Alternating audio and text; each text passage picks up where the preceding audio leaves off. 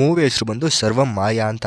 Movie starting ಸೀನಲ್ಲಿ ನಮಗೆ ಒಂದು orchestra group ಅನ್ನ ತೋರಿಸ್ತಾರೆ. ಆ ಟೀಮಿನ ಮ್ಯಾನೇಜರು ನೆಕ್ಸ್ಟ್ ನಡೆಯುವಂತಹ ಯುರೋಪ್ ಕಾನ್ಸರ್ಟ್ಗೆ ತನ್ನ ಟೀಮ್ ಮೆಂಬರ್ಸ್ ನ ವೀಸಾನ ಚೆಕ್ ಮಾಡ್ತಾ ಇರ್ತಾನೆ. ಇಲ್ಲಿ ಅವನು 15 ಪಾಸ್ಪೋರ್ಟ್ ಅನ್ನ ಕಳ್ಸಿರ್ತಾನೆ, ಬಟ್ ಕೇವಲ 14 ವೀಸಾ ಮಾತ್ರ ಬಂದಿರುತ್ತೆ. ಆ ಟೀಮ್ ಅಲ್ಲಿ ಎಲೆಕ್ಟ್ರಿಕ್ ಗಿಟಾರ್ ನುಡಿಸುವಂತಹ ಪ್ರಭೇದುವಿನ ವೀಸಾ ಬಂದಿರಲ್ಲ. ಈಗ ಮ್ಯಾನೇಜರ್ ನಿನ್ನ ವೀಸಾ ಬಂದಿಲ್ಲ, ಸೊ ನೀನು ಯುರೋಪ್ ಕಾನ್ಸರ್ಟ್ಗೆ ಬರಕ್ಕಾಗಲ್ಲ, ಐ ಆಮ್ ಸಾರಿ ಅಂತ ಹೇಳ್ತಾನೆ. ಈಗ ಪ್ರಭೇದು ಅಷ್ಟು ದಿನ ಏನ್ ಮಾಡೋದಂತ ಯೋಚನೆ ಮಾಡ್ತಾ ಇರ್ತಾನೆ. ಆಗ ಅವನಿಗೆ ವಾಟ್ಸಪ್ ಅಲ್ಲಿ ಬಾರಿ ನಿಮ್ ದೊಡ್ಡಪ್ಪಂತ ಬರ್ತಡೇನ ಗ್ರ್ಯಾಂಡ್ ಮಾಡೋಣ ಅನ್ಕೊಂಡಿದೀವಿ.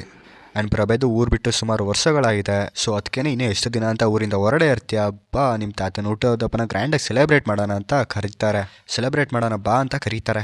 ಈಗ ಇಲ್ಲಿದ್ದೇನು ಮಾಡೋದು ಅಂತ ಪ್ರಭೇದು ಅವ್ನ ಊರಿಗೆ ಹೋಗ್ತಾನೆ. ಅವ್ನ ಊರಿಗೆ ಹೋದಾಗ ನಮ್ಗೆ ಗೊತ್ತಾದೇನಂದ್ರೆ ಪ್ರಭೇದು ಒಬ್ಬ ಊರಿನ ದೇವಸ್ಥಾನದ ಪುರೋಹಿತರ ಮಗ ಆಗಿರ್ತಾನೆ. ಆದರೆ ಪ್ರಭೇದುಗೆ ಅವ್ರ ಅಪ್ಪನ ಕಂಡ್ರೆ ಆಗಲ್ಲ. ಅವ್ರ ದೊಡ್ಡಪ್ಪನ ಜೊತೆ ಫ್ರೆಂಡ್ಲಿ ಆಗಿರ್ತಾನೆ. ಆ್ಯಂಡ್ 12 ವರ್ಷಗಳ ಹಿಂದೆ ತನ್ನ ಜನವರವನ್ನ ಬಿಚ್ಚಿರ್ತಾನೆ. ಸೊ ನಮಗೆ ಗೊತ್ತಾದೇನಂದ್ರೆ ಪ್ರಭೇದುಗೆ ದೇವ್ರ ಮೇಲೆ ನಂಬಿಕೆ ಇಲ್ಲ, ಪ್ಲಸ್ ಅವ್ರ ಅಪ್ಪನ ಕಂಡ್ರೆ ಆಗಲ್ಲ ಅಂತ.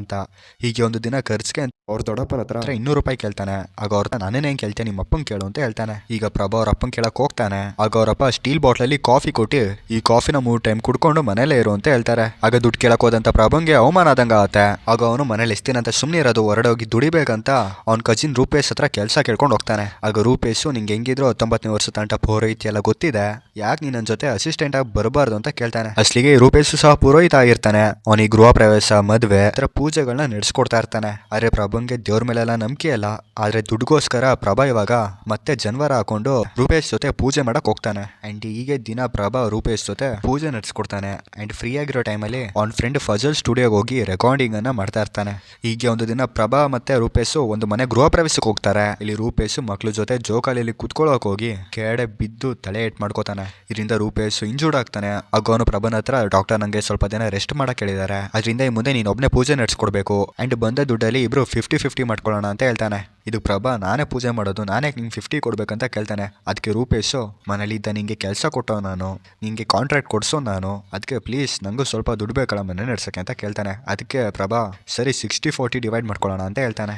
ಪ್ರಭಾ ಒಬ್ಬನೇ ಬಂದಂತ ಕಾಂಟ್ರಾಕ್ಟ್ನೆಲ್ಲ ಒಪ್ಕೊಂಡು ತಾನೊಬ್ಬನೇ ಫಂಕ್ಷನ್ಗೆ ಹೋಗಿ ಪೂಜೆನ ನಡೆಸ್ಕೊಡ್ತಾನೆ. ಹೀಗೆ ಒಂದು ದಿನ ರೂಪೇಶು ಪ್ರಭಂಗೆ ಫೋನ್ ಮಾಡಿ ನನಗೆ ಒಂದು ದೆವ್ವ ಓಡಿಸೋ ಕಾಂಟ್ರಾಕ್ಟ್ ಸಿಕ್ಕಿದೆ, ನೀನೇನಾದ್ರೂ ಹೋಗಿ ಅಲ್ಲಿ ಪೂಜೆ ನಡೆಸ್ಕೊಟ್ರೆ ನಮಗೆ 60,000 ಸಿಗುತ್ತೆ ಅಂತ ಹೇಳ್ತಾನೆ. ಆಗ ಪ್ರಭಾ ನಂಗೆ ಈ ದೆವ್ವ ಗಿವೆಲ್ಲ ಓಡಿಸೋಕೆ ಬರಲ್ಲ, ಸುಮ್ಮನೆ ನಾನು ಬಿಟ್ಬಿಡು ಅಂತ ಹೇಳ್ತಾನೆ. ಅದಕ್ಕೆ ರೂಪೇಶು ನೀನೇನು ತಲೆ ಕೆಡಿಸ್ಕೋಬೇಡ, ನಾನು ಕೆಲವೊಂದು ಮಂತ್ರಗಳನ್ನ ನೀನು ಕಳಿಸ್ತೀನಿ, ಕ್ಯಾಶುವಲ್ ಆಗಿ ನೀನು ಮಂತ್ರ ಹೇಳ್ಕೊಂಡು ಹೋಮ ಮಾಡು, ದೆವ್ವ ಆಟೋಮೆಟಿಕ್ ಆಗಿ ಹೋಗುತ್ತೆ ಅಂತ ಹೇಳ್ತಾನೆ. ಇದಕ್ಕೆ ಪ್ರಭಾ ಸರಿ ಅಂತ ಮನೆಗೆ ಹೋಗ್ತಾನೆ. ಎಲ್ಲಿ ಅವನು ಆ ಮನೆಯಲ್ಲಿ ಹೋಮವನ್ನ ಮಾಡಿ ಆ ಮಗುವನ್ನ ಮುಂದೆ ಕೂರಿಸ್ಕೋತಾನೆ. ಈಗ ಪ್ರಭಾ ಮಂತ್ರ ಹೇಳಕ್ ಶುರು ಮಾಡ್ತಾನೆ. ಮಂತ್ರ ಹೇಳಿ ನಿಲ್ಸಾದ್ಮೇಲೆ ಆ ಹುಡುಗ ಆಟೋಮೆಟಿಕ್ ಆಗಿ ನಾರ್ಮಲ್ ಆಗ್ತಾನೆ. ಇದರಿಂದ ಅವ್ರ ಪೇರೆಂಟ್ಸು ನಮ್ಮ ಮಗ ಗುಣ ಆದಂತ ಪ್ರಭಂಗೆ 1 ಲಕ್ಷ ಕೊಡ್ತಾರೆ. ಈ ಘಟನೆ ಆಗಿದ ರಾತ್ರಿ ಪ್ರಭಾ ರೂಪೇಶ್ ಹತ್ರ ಹೋಗಿ ನಿಜವಾಗ್ಲೂ ಆ ಹುಡುಗ ಮೈ ಮೇಲೆ ದೆವ್ವ ಮೆಟ್ಕೊಂಡಿದ್ದ ಅನ್ನೋದೇ ನಂಗೆ ಡೌಟು, ಬಸ್ ಮೆಂಟಲಿ ಸ್ವಲ್ಪ ವೀಕ್ ಇದ್ನೇನೋ, ನಂಗಿಂತ ಮುಂಚೆ ಅವ್ರು ಡಾಕ್ಟರ್ ತೋರಿಸಿದ್ರಂತೆ, ಮೋಸ್ಟ್ಲಿ ಅವ್ರು ಡಾಕ್ಟರ್ ಮೆಡಿಸನ್ ನಮ್ಮ ಪೂಜೆ ಮಾಡೋ ಟೈಮಲ್ಲಿ ವರ್ಕ್ ಆಗಿರ್ಬೇಕು, ಅದಕ್ಕೆ ಆ ಹುಡುಗ ಆ ಟೈಮ್ಗೆ ಸರಿ ಹೋದ ಅಂತ ಹೇಳ್ತಾನೆ. ಇದಾಗಿದ್ದು ನೆಕ್ಸ್ಟ್ ಡೇ ಮಾರ್ನಿಂಗು ಪ್ರಭಾನ ಆಟೋ ಡ್ರೈವರು ಪ್ರಭಂಗೆ ಫೋನ್ ಮಾಡಿ ಪೂಜೆ ಐಟಮ್ ಏನೇನು ಬೇಕು ಅಂತ ಕೇಳ್ತಾನೆ. ಅದಾದ್ಮೇಲೆ ಪ್ರಭಂಗೆ ನೀನು ವಾಟ್ಸಪ್ ಡಿ ಪಿಲಿ ಯಾವ್ದೋ ಚೈನೀಸ್ ಫೋನ್ ಇಟ್ಕೊಂಡಿಯಲ್ಲ ಅವ್ನು ಯಾರು ಅಂತ ಕೇಳ್ತಾನೆ. ಆಗ ಪ್ರಭಾ ಅದೇನು ಡಿ ಪಿ ಅಂತ ನೋಡೋಕೆ ಹೋಗ್ತಾನೆ. ಅಸ್ಲಿಗೆ ಆ ಡಿ ಪಿಲಿ ಒಬ್ಬ ಕೊರಿಯನ್ ಸಿಂಗರ್ ಇರ್ತಾನೆ. ಆಗ ಪ್ರಭಾ ನಾನೇನು ಚೇಂಜ್ ಮಾಡಿಲ್ವಲ್ಲ, ಇದು ಹೆಂಗೆ ಚೇಂಜ್ ಆಯ್ತು ಅಂತ ಯೋಚನೆ ಮಾಡ್ತಾ ಇರ್ತಾನೆ. ಈಗ ಪ್ರಭಾ ಒಂದು ಪೂಜೆನ ಮುಗಿಸ್ಕೊಂಡು ಮನೆಗೆ ಹೋಗ್ತಾ ಇರ್ತಾನೆ. ಆಗ ಒಬ್ಬ ವ್ಯಕ್ತಿ ಪ್ರಭಾನ ಹತ್ರ ಬಂದು ನಾನು ರೂಪೇಶ್ ನಾಳೆ ಅಸಿಸ್ಟೆಂಟ್ ಆಗಿದ್ದೆ, ನನಗೆ ಗೊತ್ತು 12 ವರ್ಷಗಳ ಹಿಂದೆ ನೀನ್ ಜನವರ ಬಿಚ್ಚಿ ಊರ್ ಬಿಟ್ಟು ಹೋಗಿದ್ದೆ, ಈಗ ಜನವರ ಹಾಕೊಂಡು ಪುರೋಹಿತ ಅಂತ ನಾಟಕ ಮಾಡ್ತಾ ಇದ್ಯಾ, ನಿಂಗೆ ಈಗಲೂ ದೇವ್ರ ಮೇಲೆ ನಂಬಿಕೆ ಇಲ್ಲ ಅಂತ ನಂಗೆ ಗೊತ್ತು, ಆದ್ರೆ ವಿಷಯ ನಾನು ಯಾರು ಹೇಳಕೋಲ್ಲ, ಇನ್ ಮುಂದೆ ನೀ ಮಾಡೋ ಪೂಜೆಗೆ ನನ್ನ ಅಸಿಸ್ಟೆಂಟ್ ಆಗಿ ಕರ್ಕೋ ಅಂತ ಹೇಳ್ತಾನೆ. ಅಂಡ್ ಬರೋ ದುಡ್ಡಲ್ಲಿ ನಂಗೂ ಸೇರ್ಬೇಕು ಅಂತ ಹೇಳ್ತಾನೆ. ಈಗ ವಾರ್ನಿಂಗ್ ಕೊಟ್ಟು ಆ ವ್ಯಕ್ತಿ ಗಾಡಿ ಎತ್ಕೊಂಡು ಹೋಗ್ತಾ ಇರ್ತಾನೆ. ಸಡನ್ ಆಗಿ ಅವ್ನ ಗಾಡಿ ಅವ್ನ ಕಂಟ್ರೋಲ್ ಬರ್ದೆ ಒಂದು ಅಂಗಡಿಗೆ ಗುದ್ದಿ ಬಿದ್ದೋಗ್ತಾನೆ. ನೆಕ್ಸ್ಟ್ ಸೀನಲ್ಲಿ ಪ್ರಭಾನ್ ಮನೆಗೆ ಒಂದು ಡೆಲಿವರಿ ಬರುತ್ತೆ. ಆಗ ಪ್ರಭಾ ಇಲ್ಲ ನಮ್ಮ ಮನೇಲಿ ಯಾರು ಆರ್ಡರ್ ಮಾಡಿಲ್ಲ, ಮಿಸ್ ಬಂದಿರ್ಬೇಕು ಹೋಗಿ ಅಂತಾನೆ. ಬಟ್ ಆ ಡೆಲಿವರಿ ಬಾಯ್ ಇಲ್ಲ ನಿಮ್ಮ ಅಕೌಂಟಲ್ಲಿ ಆರ್ಡರ್ ಬಂದಿರೋದು ನೋಡಿ ಚೆಕ್ ಮಾಡಿ ಅಂತ ಹೇಳ್ತಾನೆ. ಆಗ ಪ್ರಭಾ ಅವ್ನ ಮೊಬೈಲ್ ಚೆಕ್ ಮಾಡಿದಾಗ ಆ ಮೊಬೈಲಿಂದಾನೇ ಆರ್ಡರ್ ಹೋಗಿರುತ್ತೆ. ಆ್ಯಂಡ್ ಆರ್ಡ್ರಲ್ಲಿ ಬಟ್ಟೆ ಇರುತ್ತೆ. ಇವಾಗ ಪ್ರಭಾ ನಂಗೆ ಗೊತ್ತಿಲ್ಲದೆ ಯಾರೋ ನಮ್ಮ ಮೊಬೈಲ್ ಯೂಸ್ ಮಾಡ್ತಾ ಇರಬೇಕು, ಯಾರದು ಅಂತ ಯೋಚನೆ ಮಾಡ್ತಾ ಹಂಗೆ ಮಲ್ಕೋತಾನೆ. ಇವಾಗ ಮಧ್ಯರಾತ್ರಿ ಎಚ್ಚರ ಆಗುತ್ತೆ. ಆಗ ಪ್ರಭಾ ಬೆಡ್ಡಲ್ಲಿರೋ ಮೊಬೈಲ್ ಹುಡುಕ್ತಾನೆ. ಆದ್ರೆ ಮೊಬೈಲ್ ಅಲ್ಲಿರಲ್ಲ, ಬದಲಿಗೆ ಯಾವ್ದೋ ಒಂದು ಹುಡುಗಿ ಪ್ರಭಾನ್ ಮೊಬೈಲ್ನ ಯೂಸ್ ಮಾಡ್ತಾ ಇರ್ತಾಳೆ. ಅದನ್ನ ನೋಡಿದಂತ ಪ್ರಭಾ ದೆವ್ವ ಅನ್ಕೊಂಡು ರೂಮ್ ಬಿಟ್ಟು ಓಡೋಗ್ತಾನೆ. ಅಂಡ್ ಬೇರೆ ರೂಮಲ್ಲಿ ಮಲ್ಕೋತಾನೆ. ಬೆಳಿಗ್ಗೆ ಎದ್ದು ರೂಮ್ಗೆ ಹೋದಾಗ ರೂಮಲ್ಲಿ ಯಾರು ಇರಲ್ಲ, ಅವ್ನ ಫೋನ್ ಹಂಗೆ ಇರುತ್ತೆ. ಆಗ ಪ್ರಭಾ ಅವ್ರ ದೊಡ್ಡಪ್ಪನ ಹತ್ರ ಹೋಗಿ ಈ ಮನೇಲಿ ದೆವ್ವ ಏನಾದ್ರು ಇತ್ತ ಅಂತ ಕೇಳ್ತಾನೆ. ಅವಾಗ ಅವ್ರ ದೊಡ್ಡಪ್ಪ ಇದು ತುಂಬಾ ಹಳೆ ಮನೆ, ಇಲ್ಲಿ ನಮ್ಮ ಪೂರ್ವಿಕರೆಲ್ಲ ಇದ್ರು, ಅಕಸ್ಮಾತ್ ನಮ್ಮ ಪೂರ್ವಿಕರೆಲ್ಲ ಯಾವ್ದೋ ಒಂದು ಆತ್ಮ ಇಲ್ಲಿ ಬಂದಿರ್ಬೋದು ಅಂತ ಹೇಳ್ತಾನೆ. ಆಗ ಪ್ರಭಾ ದೆವ್ವ ನೋಡೋಕೆ ಮಾಡ್ರನ್ ಆಗಿತ್ತು, ಅದು ಹಳೆ ದೆವ್ವ ಸಾಧ್ಯನೇ ಇಲ್ಲ ಅಂತ ಹೇಳ್ತಾನೆ. ಆಗ ಅವ್ರ ದೊಡ್ಡಪ್ಪ ಮೋಸ್ಟ್ಲಿ ನಿಂಗೆ ಭ್ರಮೆ ಆಗಿರ್ಬೇಕು. ಆ ದೆವ್ವ ಬರೋದಿದ್ರೆ ಫಸ್ಟ್ ನಮ್ಮ ಮುಂದೆ ಬರಬೇಕು, ಅದ್ ಹೆಂಗ್ ನಿಮ್ ಮುಂದೆ ಬಂತು ಅಂತ ಜೋಕ್ ಮಾಡ್ತಾನೆ. ಪ್ರಭಾ ಅವ್ನ್ ಮತ್ತೆ ಅವ್ನ್ ರೂಮ್ಗೆ ಹೋಗ್ತಾನೆ. ಆಗ ಮತ್ತೆ ಅದೇ ಹುಡುಗಿ ಕಾಣಿಸ್ತಾಳೆ. ಆಗ ಹುಡುಗಿ ಎದ್ರುಕೋಬೇಡ, ನಾನು ಹಿಂಗೇನು ಮಾಡಲ್ಲ, ನನ್ ಯಾರು, ನನ್ನ ಹೆಸರೇನು ಅಂತ ನಂಗೆ ಗೊತ್ತಿಲ್ಲ, ಇವನ್ ನಾನು ಹೇಗ್ ಸತ್ತೆ ಅಂತಾನೂ ನಂಗೆ ಗೊತ್ತಿಲ್ಲ, ನನಗೆ ಹೆಲ್ಪ್ ಮಾಡು ಅಂತ ಕೇಳುತ್ತೆ. ಆಗ ಪ್ರಭಂಗೆ ಶಾಕ್ ಆಗುತ್ತೆ. ಆಗ ಆ ದೆವ್ವ, ಮೊನ್ನೆ ನೀನೊಂದ್ ಮನೆ ದೆವ್ವ ಬಿಡ್ಸಕ್ ಹೋಗಿದ್ದಲ್ಲ, ಆ ಮನೇಲಿ ಇರೋ ದೆವ್ವ ನಾನೇನೆ, ಬಟ್ ಆ ಹುಡುಗ ನಾನು ನೋಡಿದ್ರೆ ಎದ್ರುಕೋತಾ ಇದ್ದ, ಆದ್ರೆ ನೀನ್ ಆತರ ಅಲ್ಲ, ನೀನ್ ತುಂಬಾ ಧೈರ್ಯಶಾಲಿ ಅಂತ ಹೇಳ್ತಾಳೆ. ಇವಾಗ ಪ್ರಭಾ ಡಾಕ್ಟರ್ ಹತ್ರ ಹೋಗಿ ಎಲ್ಲಾ ವಿಷಯನೂ ಹೇಳ್ತಾನೆ. ಆಗ ಡಾಕ್ಟರ್, ನೀನ್ ಹೇಗೆ ಆ ಪೂಜೆ ಮಾಡಿ ಆ ಹುಡುಗನ ಹತ್ರ ಇರೋ ದೆವ್ವನ ತೊಲಗಿಸ್ತೋ ಹಂಗೆ ನೀನೇ ಪೂಜೆ ಮಾಡ್ಕೊಂಡು ಪ್ರಾಬ್ಲಮ್ ನ ಸಾಲ್ವ್ ಮಾಡ್ಕೊ ಅಂತ ಹೇಳ್ತಾನೆ. ಆಗ ಪ್ರಭಾ, ನಂಗೆ ದೇವ್ರ ಮೇಲೆ ಎಲ್ಲ ನಂಬಿಕೆ ಅಲ್ಲ, ಬರೀ ದುಡ್ಗೋಸ್ಕರ ಈ ಪೂಜೆ ಮಾಡ್ತಾ ಇರೋದು ಅಂತ ಹೇಳ್ತಾನೆ. ಆಗ ಡಾಕ್ಟರ್, ಯಾಕೆ ನಿಂಗೆ ದೇವ್ರ ಮೇಲೆ ನಂಬಿಕೆ ಇಲ್ಲ ಅಂತಾನೆ. ಆಗ ಪ್ರಭಾ, ನಾನ್ ಚಿಕ್ಕೋನಿರುವಾಗ ಒಂದು ದಿನ ನಾನು ಅಮ್ಮ ಇಬ್ಬರೇ ಮನೇಲಿದ್ವಿ. ನಾನು ಸಂಜೆ ಆಯ್ತು ಅಂತ ಸಂಧ್ಯಾ ವಂದನೆ ಮಾಡಕ್ ಹೋದೆ. ಆಗ ನಮ್ಮಮ್ಮ ಕೂಗೋ ಸದ್ ಬಂತು. ಆದ್ರೆ ನಾನು ತಲೆ ಕೆಡಿಸ್ಕೊಳ್ದೆ ನನ್ನ ಪೂಜೆನ ಶುರು ಮಾಡಿ ಮುಗಿಸ್ದೆ. ಯಾವಾಗ ನಾನು ಬಂದು ನೋಡಿದ್ರೆ ನಮ್ಮಮ್ಮ ಕೆಳಗಡೆ ಬಿದ್ದಿದ್ರು. ಅವತ್ತಿಂದ ನಾನು ದೇವ್ರನ್ನ ನಂಬದ್ ಬಿಟ್ಟಿನಿ ಅಂತ ಹೇಳ್ತಾನೆ. ಅದಕ್ಕೆ ಆ ಡಾಕ್ಟರು, ನೀನು ದೆವ್ವ ನಂಬರೆ ದೇವ್ರನ್ನ ನಂಬಬೇಕು, ಎಲ್ಲ ಪ್ರಾಬ್ಲಮ್ಗೂ ಏನೋ ಸೊಲ್ಯೂಷನ್ ಇರುತ್ತೆ ಅಂತ ಹೇಳ್ಬಿಟ್ಟು ಹೋಗ್ತಾನೆ. ಇವಾಗ ಪ್ರಭಂಗ್ ಏನ್ ಮಾಡೋದಂತ ಗೊತ್ತಾಗಲ್ಲ. ಅದಕ್ಕೆ ಅವ್ನ ಫ್ರೆಂಡ್ ರೂಪೇಶ್ಗೆ ಕಾಲ್ ಮಾಡಿ ಇರೋ ವಿಷಯನೆಲ್ಲ ಹೇಳ್ತಾನೆ. ಅದಕ್ಕೆ ಅವ್ನ ಫ್ರೆಂಡ್ ಪೂಜೆ ಎಲ್ಲ ಮಾಡ್ತಾನೆ, ಬಟ್ ಆ ದೆವ್ವ ಮಾತ್ರ ಹೋಗಲ್ಲ. ಆಗ ಪ್ರಭಾ, ಇದು ಕ್ರಿಶ್ಚಿಯನ್ ದೆವ್ವ ಅಂತ ಜೀಸಸ್ ಮೂರ್ತಿಯನ್ನ ತೋರಿಸ್ತಾನೆ, ಬಟ್ ಯಾರು ಆ ದೆವ್ವ ಬಗ್ಗದೇ ಇಲ್ಲ. ಅದೇ ಟೈಮ್ಗೆ ಫಜಲ್ ಪ್ರಭಂಗೆ ಕಾಲ್ ಮಾಡಿ ಮುಂಬೈನ ಮ್ಯೂಸಿಕಲ್ ಕಂಪೋಸರ್ ವಿರಾಜ ಒಂದ್ ಸಾಂಗ್ ಕಂಪೋಸ್ ಮಾಡ್ತಾ ಇದಾರೆ, ಅದಕ್ಕೆ ಒಬ್ಬ ಗಿಟಾರಿಸ್ಟ್ ಬೇಕು. ಅದಕ್ಕೆ ಅವ್ರು ಇವಾಗ ವಿಡಿಯೋ ಕಾಲ್ ಮಾಡ್ತಾರೆ. ನೀನು ಅವ್ರು ಹೇಳೋ ತರ ಗಿಟಾರ್ ನುಡ್ಸಿದ್ರೆ ನೀನ್ ಸೆಲೆಕ್ಟ್ ಆಗ್ತೀಯ ಅಂತ ಹೇಳ್ತಾನೆ. ಅದು ಪ್ರಭಾ ಸರಿ ಅಂತ ರೆಕಾರ್ಡಿಂಗ್ ಶುರು ಮಾಡ್ತಾನೆ. ಅರೆ ವಿರಾಜ್ಗೆ ಆ ಟ್ಯೂನ್ ಇಷ್ಟ ಆಗಲ್ಲ. ಅದೇ ಟೈಮ್ಗೆ ಎಂದೇವ್ವ ಪ್ರಭುನ ಹತ್ರ ಬಂದು, ಆ ಸಾಂಗ್ ಮೆಲೋಡಿಯಸ್ ಆಗಿದೆ, ನೀನು ಮೆಲೋಡಿ ಟ್ಯೂನ್ ಅನ್ನ ಟ್ರೈ ಮಾಡು, ವರ್ಕ್ ಆಗುತ್ತೆ ಅಂತ ಹೇಳ್ತಾಳೆ. ಆಗ ಪ್ರಭಾ ಮೆಲೋಡಿಯಾಗಿ ನುಡಿಸ್ತಾನೆ ಅಂಡ್ ಅದು ವರ್ಕ್ ಆಗಿ ಅವ್ನು ಸೆಲೆಕ್ಟ್ ಆಗ್ತಾನೆ. ಈಗ ವಿರಾಜು ರೆಕಾರ್ಡಿಂಗ್ ಅಂತ ಪ್ರಭನ್ನ ಮುಂಬೈ ಕರಿತಾನೆ. ಇದರಿಂದ ಪ್ರಭಂಗೆ ತುಂಬಾನೇ ಖುಷಿ ಆಗುತ್ತೆ. ಅದಿನ ರಾತ್ರಿ ಪ್ರಭಾ ದೆವ್ವದ ಹತ್ರ ಹೋಗಿ, ನಿನ್ನಿಂದಾನೆ ನಾನು ಇವಾಗ ಹ್ಯಾಪಿ ಆಗಿರೋದು, ನೀನು ಏನಂತ ಕರೀಲಿ ಅಂತ ಕೇಳ್ತಾನೆ. ಅದಕ್ಕೆ ದೆವ್ವ, ನಾನೊಂದು ಡಿಲ್ಯೂಷನ್, ನನ್ನ ಡೆಲೇಲು ಅಂತ ಕರಿ ಅಂತ ಹೇಳ್ತಾಳೆ. ಈಗ ಪ್ರಭಾ ಮತ್ತೆ ಡೆಲೇಲು ಒಳ್ಳೆ ಫ್ರೆಂಡ್ಸ್ ಆಗ್ತಾರೆ. ಹಾಗೂ ಪ್ರಭಾ ಎಲ್ಲಾ ಕ್ರಿಶ್ಚಿಯನ್ ಸಮಾಧಿಗೆ ಹೋಗಿ ಡೆಲೇಲು ಬಗ್ಗೆ ಏನಾದ್ರು ಇನ್ಫಾರ್ಮೇಶನ್ ಸಿಗುತ್ತಾ ಅಂತ ನೋಡ್ತಾನೆ, ಬಟ್ ಅವ್ನಿಗೇನು ಗೊತ್ತಾಗಲ್ಲ. ಹೀಗೆ ಒಂದು ದಿನ ಡೆಲೇಲು, ಯಾಕೆ ನೀನ್ ನಿಮ್ಮ ಅಪ್ಪನ ಜೊತೆ ಮಾತಾಡಲ್ಲ ಅಂತ ಕೇಳ್ತಾಳೆ. ಆಗ ಪ್ರಭಾ, ನಮ್ಮಮ್ಮ ಸತ್ತೋದಾಗ ನಮ್ ನಾಯಿ ಪಪ್ಪು ನಮ್ಮಮ್ಮನ್ ನೋಡಕ್ಕೆ ಬೊಗ್ಳುತ್ತಾ ಇತ್ತು, ಅದಕ್ಕೆ ಲಾಸ್ಟ್ ಟೈಮ್ ನಮ್ಮಮ್ಮನ್ ನೋಡ್ಲಿ ಅಂತ ಪಪ್ಪುನ ಓಡೆ ಕರ್ಕೊಂಬಂದೆ. ಆದ್ರೆ ನಮ್ಮಪ್ಪ ನಾನು ಬೈದು ನಾಯಿನ ಓಡೆ ಕಟ್ಟಾಕು ಅಂತ ಹೇಳಿದ್ರು. ಅಂಡ್ ನಾವಿಬ್ರು ನಮ್ಮಮ್ಮನ ಅಂತ್ಯ ಸಂಸ್ಕಾರ ನೋಡಕ್ಕಾಗಿಲ್ಲ. ಅಂಡ್ ಅವತ್ತು ನಾನು ನಮ್ಮ ಅಪ್ಪನ ಜೊತೆ ಮಾತಾಡೋದನ್ನ ಬಿಟ್ಟೆ, ಅವತ್ತಿಂದ ಇವತ್ತೊಳಗೂ ನಾನು ಸರಿಯಾಗಿ ಮಾತಾಡ್ತಾಳೆ ಅಂತ ಹೇಳ್ತಾನೆ. ಅದಕ್ಕೆ ಡೆಲೇಲು, ನೀನ್ ಅವಾಗ ತಾನೇ ಬಿಟ್ಟಿದ್ದು, ಈ ಘಟನೆಯಾಗಿ ಸುಮಾರು ವರ್ಷಗಳಾಗಿದೆ, ನೀನು ದೊಡ್ಡವನಾಗಿದ್ಯಾ, ಇನ್ನು ಎಷ್ಟು ದಿನ ಅಂತ ನಿಮ್ಮ ಅಪ್ಪನ ಜೊತೆ ನೀನ್ ಸರಿಯಾಗಿ ಮಾತಾಡದೆ ಇರ್ತೀಯ ಅಂತ ಹೇಳ್ತಾಳೆ.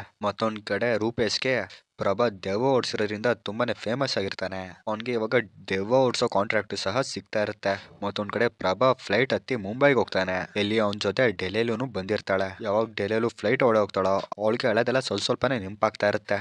ನೆಕ್ಸ್ಟ್ ಸೀನಲ್ಲಿ ನಮ್ಗೆ ಸಾಧ್ಯ ಅನ್ನೋ ಹುಡುಗಿನ ತೋರಿಸ್ತಾರೆ. ಇಲ್ಲಿ ಸಾಧ್ಯ ಒಂದ್ ಹುಡುಗನ್ ಜೊತೆ ಬ್ರೇಕಪ್ ಆಗಿ ತುಂಬಾನೇ ಅಪ್ಸೆಟ್ ಆಗಿರ್ತಾಳೆ. ಮತ್ತೊಂದ್ ಕಡೆ ಪ್ರಭಾ ಸ್ಟುಡಿಯೋ ಬಂದು ಚೆನ್ನಾಗಿ ಗಿಟಾರ್ ಅನ್ನ ನುಡಿಸಿ ರೆಕಾರ್ಡಿಂಗ್ ನ ಕಂಪ್ಲೀಟ್ ಮಾಡ್ತಾನೆ. ಅದೇ ಟೈಮ್ಗೆ ಸಾಧ್ಯ ಸ್ಟುಡಿಯೋಗೆ ಬರ್ತಾಳೆ.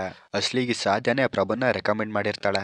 ಈಗ ರೆಕಾರ್ಡಿಂಗ್ ಕಂಪ್ಲೀಟ್ ಆಗಿದೆ. ಪ್ರಭಾ ನಾಳೆ ಮಧ್ಯಾಹ್ನ ಪೂಜೆ ಇದೆ, ಸೊ ನಾನು ಬೆಳಿಗ್ಗೆ ಫ್ಲೈಟ್ಗೆ ಹೋಗ್ಬೇಕು ಅಂತ ಡಿಸೈಡ್ ಮಾಡ್ತಾನೆ. ಅದಕ್ಕೆ ಸಾಧ್ಯ, ಸರಿ ನಾನು ಅದೇ ಫ್ಲೈಟ್ ಬರ್ತಾ ಇದ್ದೀನಿ, ನಾನು ಯಾಕೆ ಇವಾಗ ನನ್ನ ಜೊತೆ ಸ್ಟೇ ಆಗಬಾರ್ದು ಅಂತ ಹೇಳ್ತಾಳೆ. ಈಗ ಸಾಧ್ಯ ಮತ್ತೆ ಪ್ರಭಾ ರೋಡ್ ಸೈಡ್ ಪಾವ್ ಬಜಿ ತಿಂತಾ ಇರ್ತಾರೆ. ಆಗ ಅದೇ ಟೈಮ್ಗೆ ಸಾಧ್ಯಂಗೆ ಬ್ರೇಕಪ್ ಆಗಿರೋ ಹುಡುಗನಿಂದ ಮೆಸೇಜ್ಗಳು ಬರ್ತವೆ. ಇದರಿಂದ ಸಾಧ್ಯ ತುಂಬಾನೇ ಬೇಜಾರ್ ಮಾಡ್ಕೋತಾಳೆ. ಯಾವಾಗ ಡೆಲೇಲು ಆ ಮೆಸೇಜ್ ಅನ್ನ ನೋಡ್ತಾಳೋ ಅವಳು ಪ್ರಭಂಗೆ ವಿಷಯವನ್ನ ಹೇಳ್ತಾಳೆ. ಆಗ ಪ್ರಭಾ ಸಾಧ್ಯನ್ ಜೊತೆ ಫನ್ನಿಯಾಗಿ ಮಾತಾಡ್ಕೊಂಡು ಅವಳ ದುಃಖನೆಲ್ಲ ಮರೆಸ್ತಾನೆ. ಅಂಡ್ ಸಾಧ್ಯನು ನಡೆದ ಎಲ್ಲ ವಿಷಯನೂ ಪ್ರಭುನ್ ಜೊತೆ ಶೇರ್ ಮಾಡ್ಕೋತಾಳೆ. ಈಗ ಪ್ರಭಾ ಮತ್ತೆ ಸಾಧ್ಯ ಒಂದೇ ಫ್ಲೈಟ್ ಅಲ್ಲಿ ಹೋಗ್ತಾರೆ.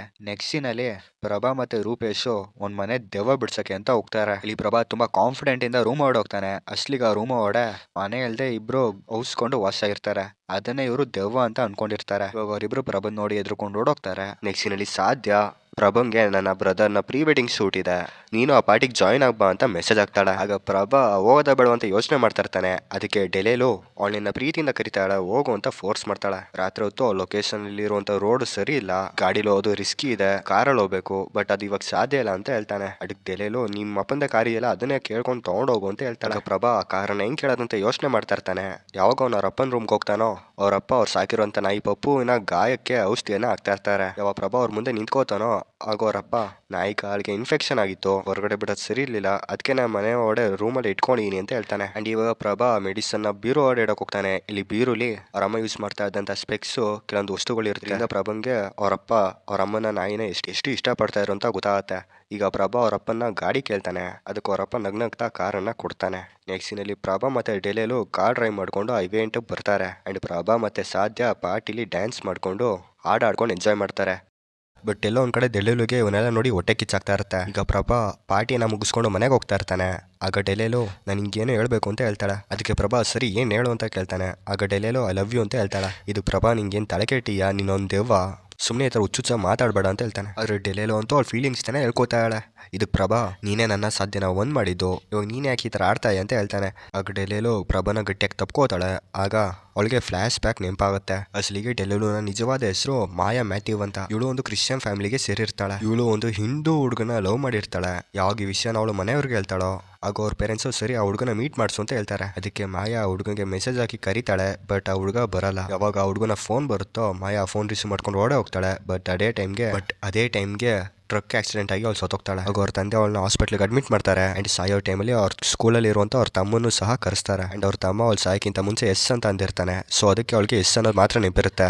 ಅಂಡ್ ಈ ಸ್ಟೋರಿಯಲ್ಲಿ ಹೇಳಾದ್ಮೇಲೆ ಡೆಲೆಲು ಮುಕ್ತಿ ಸಿಗುತ್ತೆ. ಅವಳಿಗೆ ಭೂಮಿ ಬಿಟ್ಟು ಹೋಗ್ತಾಳೆ. ಇದಾಗಿ ಸ್ವಲ್ಪ ದಿನ ಆದ್ಮೇಲೆ ಪ್ರಭಾ ಡೆಲೆಲುನ ಮನೆಗೆ ಹೋಗಿ ಅವಳ ರೂಮ್ ಅವಳ ಫೋಟೋಸ್ನೆಲ್ಲ ನೋಡ್ತಾನೆ. ಯಾವಾಗ ಡೆಲೆಲುನ ಅಮ್ಮ ನಮ್ಮ ಮಗಳು ಇಷ್ಟಪಟ್ಟಿದ್ದ ಹುಡುಗ ನೀನೇನ ಅಂತ ಕೇಳಿದಾಗ ಪ್ರಭಾ ಹೌದು ಅಂತ ಸುಳ್ಳು ಹೇಳಿ ಆ ಮನೆ ಬಿಟ್ಟು ಹೋಗ್ತಾನೆ. ಸೊ ಅಲ್ಲಿಗೆ ಮೂವಿ ಎಂಡ್ ಆಗುತ್ತೆ. ಈ ಮೂವಿ ಮಧ್ಯೆ ಸುಮಾರು ಕಾಮಿಡಿ ಸೀನ್ಸ್ಗಳಿದಾವೆ. ಅದನ್ನ ನೀವು ಮೂವಿ ನೋಡುವಾಗ ಎಂಜಾಯ್ ಮಾಡ್ತೀರಾ. ಸೊ ಇದಾಯಿತು ಮೂವಿ ಕತೆ. ಇನ್ನೂ ಹೊಸ ಮೂವಿ ಎಕ್ಸ್ಪ್ಲನೇಷನ್ಗಾಗಿ ನಾನು ಈ ಚಾನಲ್ನ ಸಬ್ಸ್ಕ್ರೈಬ್ ಮಾಡಿ. ಸಿಗುವ ನೆಕ್ಸ್ಟ್ ವಿಡಿಯೋದಲ್ಲಿ. ಬಾಯ್ ಬಾಯ್.